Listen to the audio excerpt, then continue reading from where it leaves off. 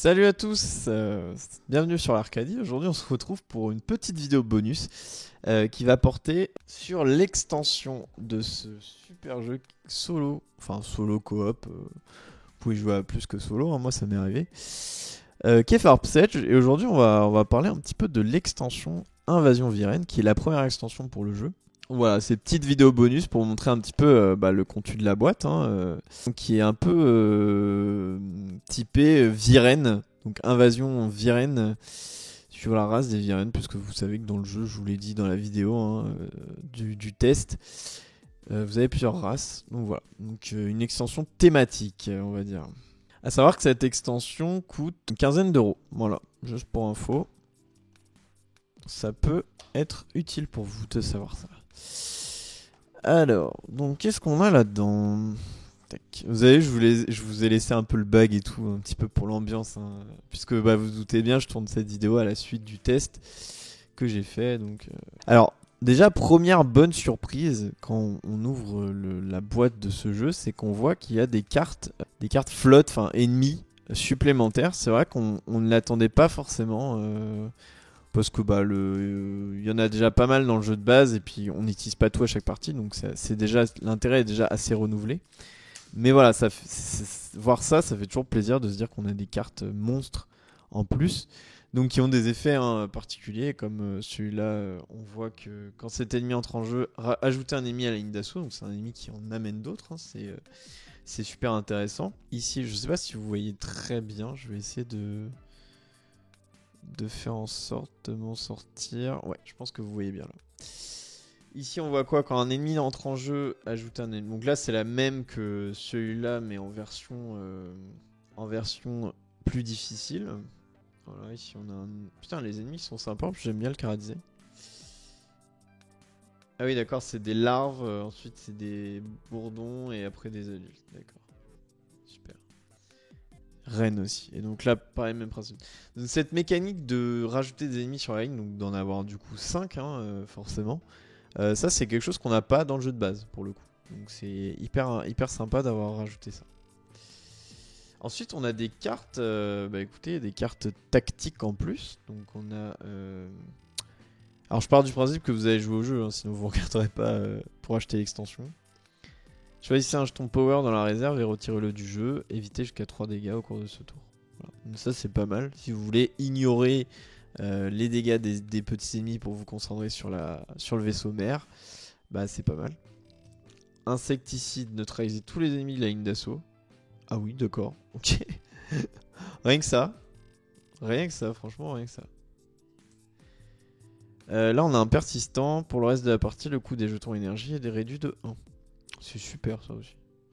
Ouais, des cartes quand même, surtout insecticide là, ça a l'air de bien briser des ennemis ce truc. On a un petit livret de règles, les intros, les chasseurs, le jeu, les vaisseaux mères, les cartes ennemies, d'accord, qui vous expliquent un petit peu tout. On a 2 nouveaux vaisseaux, donc pas mal. Donc il y en a un qui a donc comme effet spécial au cours de l'étape 3, gagner un jeton de la réserve ayant un coût inférieur ou égal aux dégâts que vous avez encaissés. Ok. D'accord, donc c'est un truc qui sert à prendre des dégâts, j'imagine. Enfin, en tout cas, ça doit être... Alors, je remarque d'ores et déjà que il y a un nouveau jeton Power. Celui-là, je le connais pas. Et en plus, je le vois ici. Donc, à mon avis, celui-là, il est nouveau. On va aller voir de quoi il s'agit. Alors, celui-là... Ce jeton compte comme 2 lasers. Si la cible à laquelle il est assigné est détruite, ce jeton compte comme un laser contre toutes les autres cibles. Ah oui, d'accord. Ah oui, c'est vraiment très fort.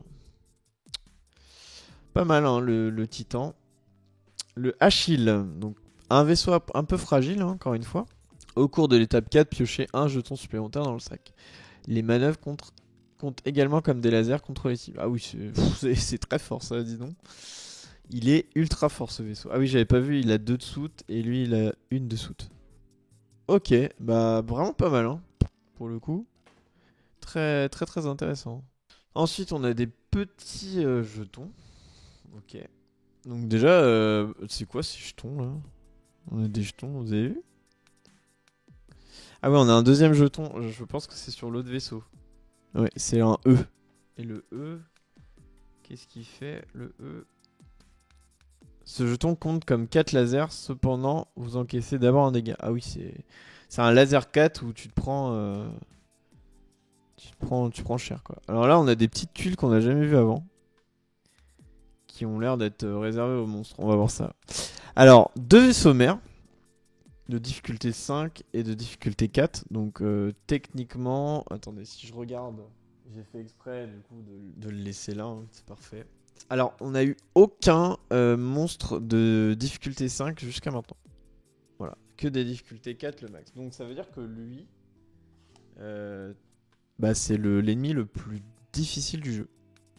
Et ouais, officiellement. On a 5 warps pour le tuer. C'est plus que tous les autres ennemis. Ouais. Ouais. Et puis il a 1 milliard d'effets, je vais pas les lire, mais... Et lui, un ennemi 4 étoiles. Donc franchement, ils se sont pas foutus de votre gueule. C'est le moins qu'on puisse dire.